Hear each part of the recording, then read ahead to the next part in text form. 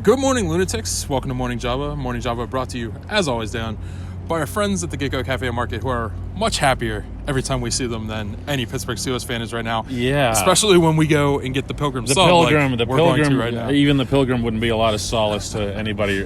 What a bad taste. Not the Pilgrim. No, that's a great taste. This thing that happened out here. Yeah, and Dayana and Matt, I think that offensively, they just weren't in sync throughout the game. Mm-mm. You lose James Conner early. You lose Juju Smith-Schuster in the second quarter.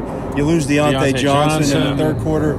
I talked to Tevin Jones on Tuesday and asked him if they had told him yet that he was going to be up for this game. Employed. And he said, no, they haven't told me anything yet.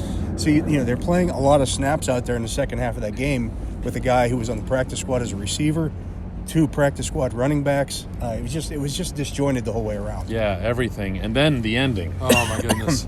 Yeah, I mean, I sprinted right behind, TJ Watt to get down there. I didn't want to be the guy who missed out on, the miracle, 2 touchdown comebacks, so I'm sitting down at the other end still.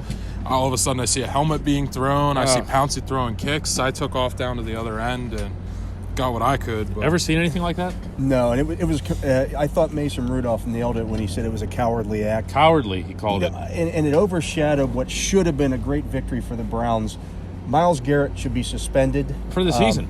He could have killed somebody for the season. He could have killed somebody. Think of the precedent. If you don't punish that, think of the precedent. That's all I have. Right. I mean, think about what you're saying. If I do next time swing my helmet at somebody's head and I get 4 games, I can deal with that. Right. And to me, it showed me a lot about Myles Garrett's character. He was held to 1 tackle. He did have 3 quarterback pressures, but no sacks. And you're winning. And he is not. He had 1 good game against the Steelers since he's been in the NFL, and otherwise hasn't been a factor. But you're winning that game 21-7. To me, that showed me that he was more about his stats, more about getting a sack in that game than he cared about his team coming out of here with the biggest win that they've had of the season. Or any momentum that they would have had from beating Buffalo and everything else, because now all that ends up happening is they're just going to talk about about 95, and that's what it should be. That's the way it should be. Yeah, and I don't understand it because the game is sealed up. It's locked up at that point. That play, you're winning. We're trying to explain